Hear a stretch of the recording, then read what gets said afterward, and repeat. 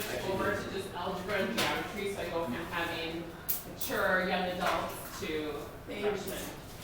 Babies. Remember when you said that you was because she wasn't sure? Bless your soul.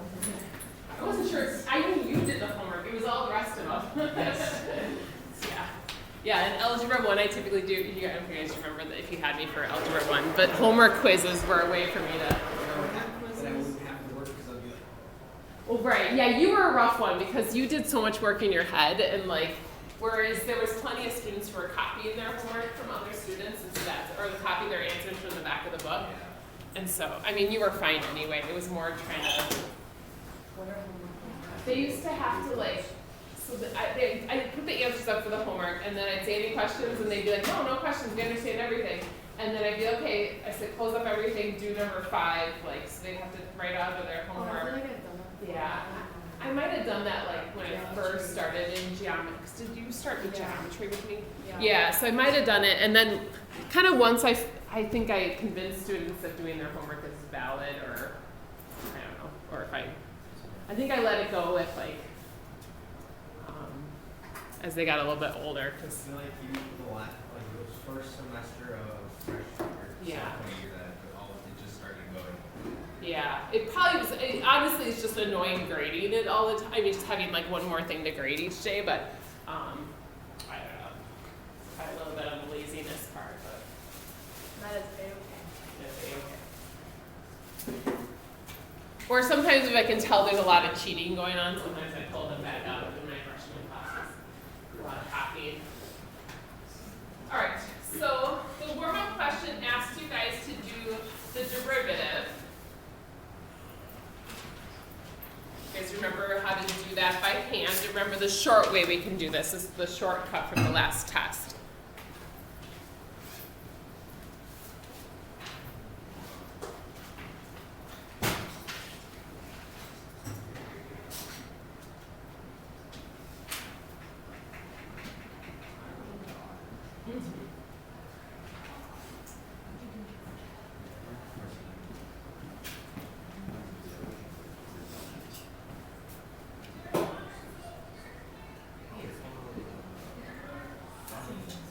Nice wins last night, girls, for basketball. Thanks. I tried finding it on YouTube, but it wasn't on YouTube. It was like on Ozaki's like own. Hey, it's a palindrome again today. Oh. 'Cause it's 22, right? Oh yeah. But this one only works if you do the year with just the 2 dates, right? I think. If you do it, yeah, 'cause if you do 2021, it wouldn't work. But yeah, well, it's a nice one. I like that one.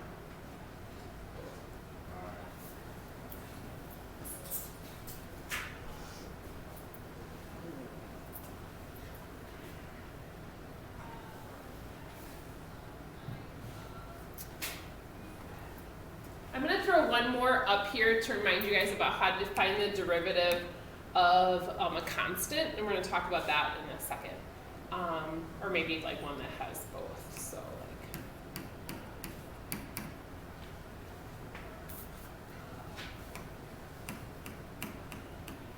if you want to throw number 3 on there as well. So finding the derivative.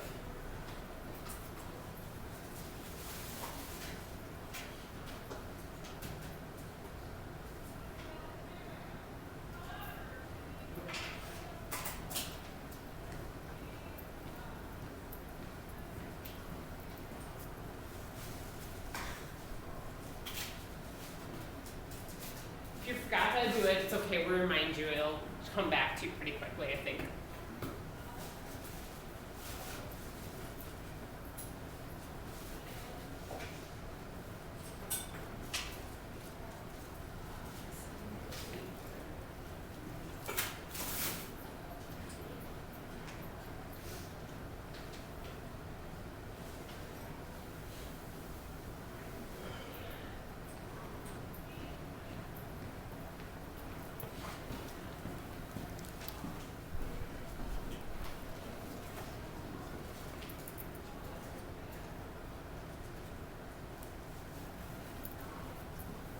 All right, so if you guys recall with the derivative, it's how this power rule where I take the power and I drop it down in front and it gets multiplied to the number in the front, and then we drop the power down by 1.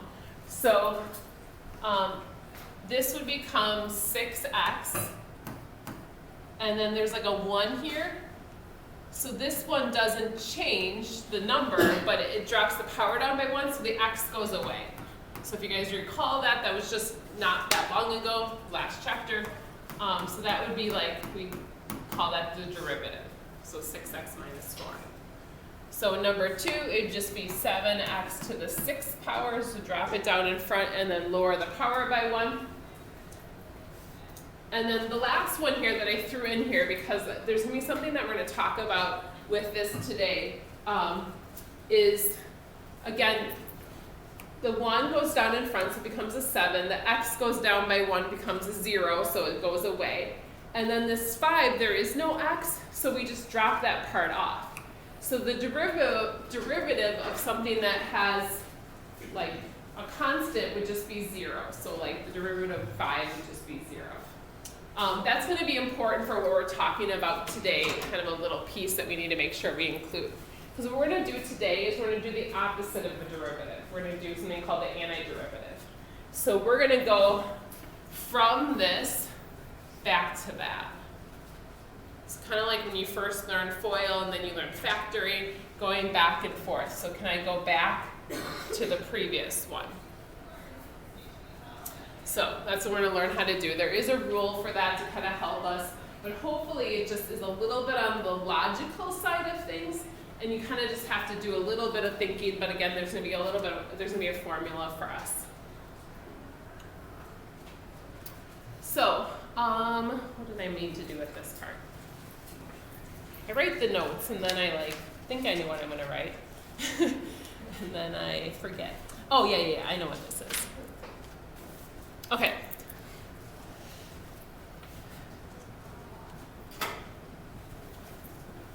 So one of the properties we're going to learn today is that if I find the integral from 0 to b, so like this top number of f of x, oh, hey there.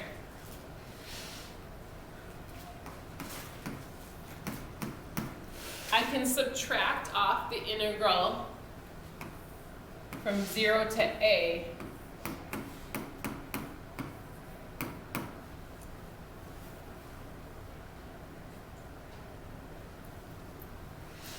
Now, this doesn't seem all that useful right now to you, and like kind of the why behind it's a little bit strange.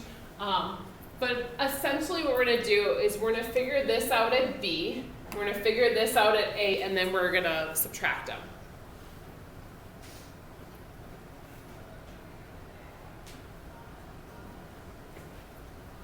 So, we're going to talk about that antiderivative now. So like how to find the opposite of the derivative.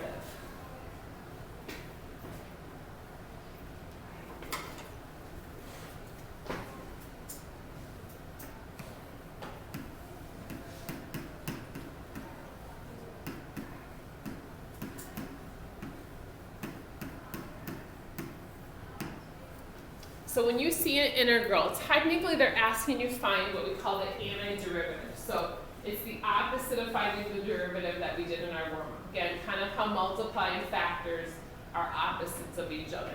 One can give you the other, they can go both ways. So we want to undo, kind of unpack what was happening up at the top. So I might use that kind of as an example so you guys can see what I mean. So if we just talk about the 3x to the second, and the derivative was 6x. I want to go backwards. So I'm going to show you how to kind of write that out. And we'll do it with those numbers as well. So this is going to be our rule here. So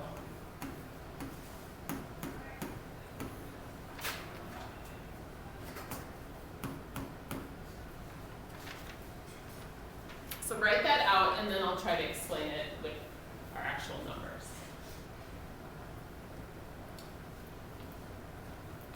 So if the power is n, So again, I'm trying to figure out how to go from this back to that. So if I give you 6x and I say to find the antiderivative of that, I have to take 1 and add it to the power. So the x becomes, this was 1, so it's going to become 2. The 6 is still in the front. But then on the bottom, I have to take the power that was originally there, the 1, and I have to add 1 to it.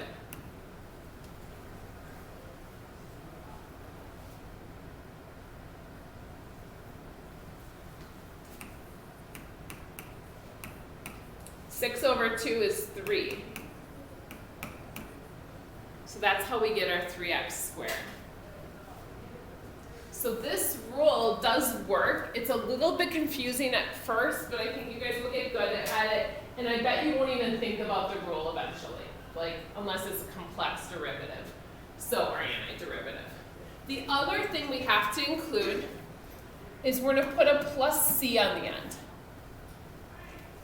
And what that means is there could always be like a constant hanging out at the end.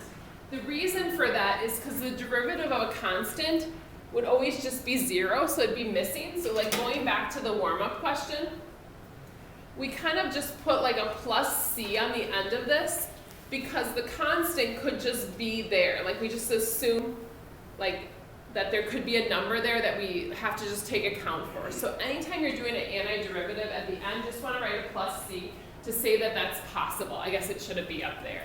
So I'll show you guys what I mean here in a second.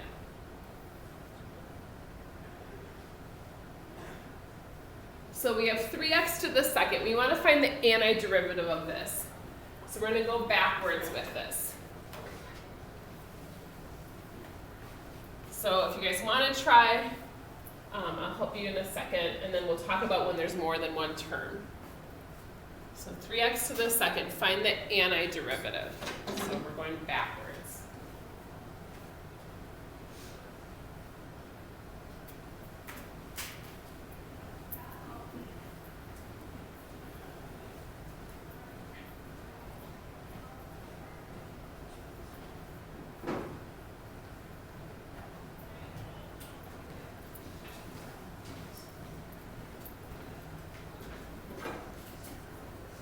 Now this one's all kind of like a nicer one in terms of the way the numbers turn out.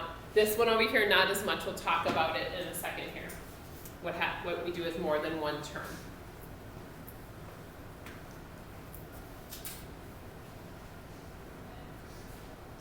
Are we ready, or you want a little more time? Can't tell you. It looks like you guys are kind of still writing. I'll wait a little bit.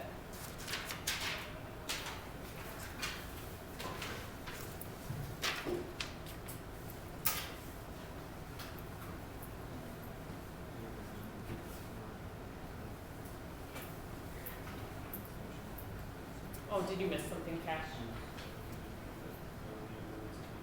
Oh, yeah, go ahead.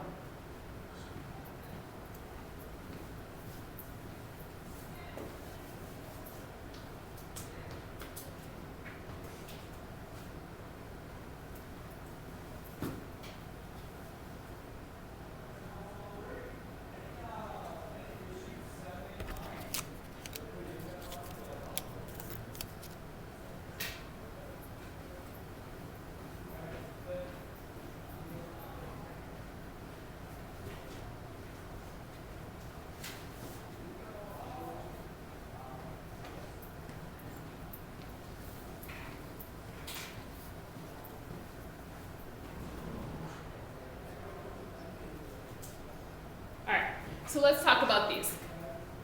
So again, the power increases by 1. So this becomes 3x to the third. But then on the bottom, we take the previous power and we add 1 to it.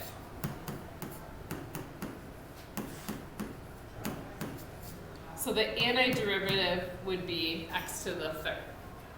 Now we do want to write that plus c on the end. And what that means is that constant could be 0. So maybe that constant doesn't even impact this problem. That constant could be any number, because we don't really know if we took the derivative that it ends up being, and these should probably say that these are the derivatives, and then so this would be f of x. It's kind kind of the way we'd write that. So we'd say that's the derivative, this is the derivative, we're trying to find the original. All right, so the g function here is a little bit tougher. There's 3 terms, so we have to handle each of the terms, kind of the same way we just did a second ago here. So raise the power by 1, so x to the 3rd, but then we have to divide by the power plus 1. So that first term gets kind of ugly, and that's okay. Again, raise the power by 1 and divide by the power plus 1. And I'm going to write it out. I should probably write it out kind of the long way here. I should have done. I'll write that way just in case you're wondering where that came from.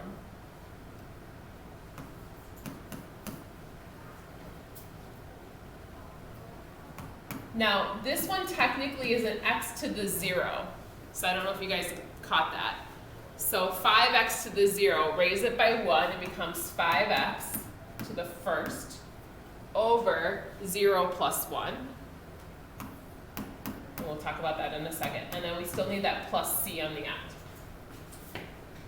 And we'll never know what c is because it'll never show up in the derivative. So this becomes x to the 3rd over 3, kind of an icky fraction there though. This becomes 8x to the 2nd over 2, so it'll be 4x to the 2nd.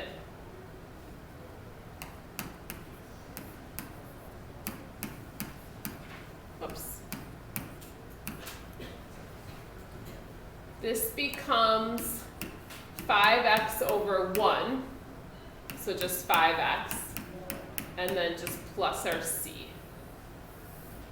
And so this would be the original function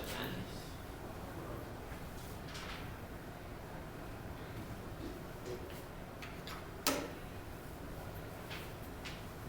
All right, how are you feeling about this? Okay? All right, the backside just looks way uglier. And now we're actually gonna put some numbers in. It's really not that bad. But so if you flip it over, essentially the integral is asking you to find the antiderivative. But so it's gonna, so we're gonna find the antiderivative.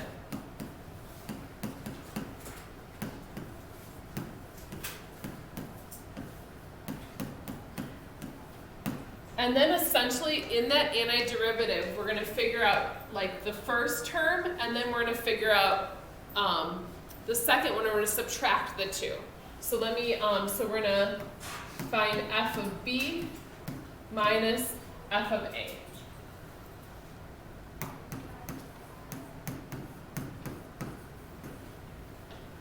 And we're assuming that this is like f prime here, essentially. Wait, is that the right way? We're going backwards.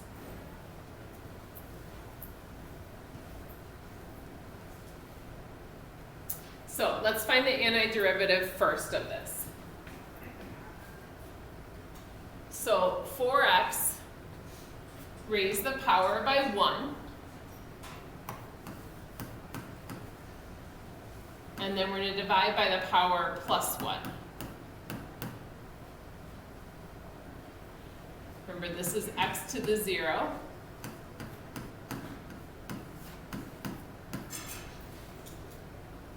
Now on these, we're going to be evaluating the plus c you could write, that would be the antiderivative, but we don't really need that. So this is going to be 2x squared plus just x.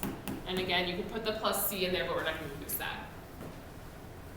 So what we're going to do is we're going to figure out f of 9, and then we're going to subtract off f of 5. That's what this is asking us to do.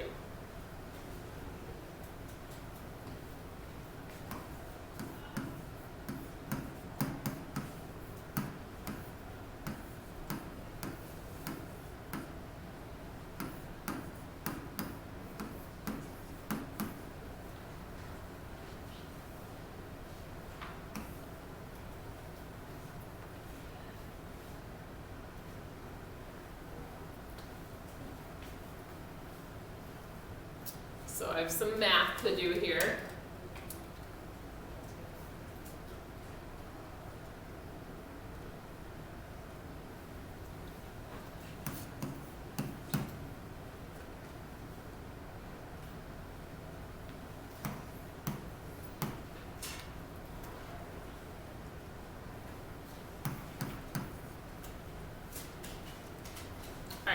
I do want to take a minute to think about this. Like, how is this different from yesterday? This really isn't different from yesterday. So if we thought about this as the area under the curve, we're really finding that area of a trapezoid in this case, because this is a linear function. So from 5 to 9 on our graph, we'd be looking at, what does this look at? Like, what does this shape look like? And I'm assuming, you know, it's a parallelogram, or not a parallelogram, like a trapezoid, and we'd be finding the area, and it would be 1/16. So, I mean, I probably should be taking time to show you guys. Let's do it the long way, and then let's do it the shorter way. But the two connect, and it kind of allows us to bypass sometimes when the formula is not something that we want to have to like draw off this like circle. So I'm going to give you guys a little bit of time to try this next one. You're going to notice the next one's a little bit nicer because the second one's a 0.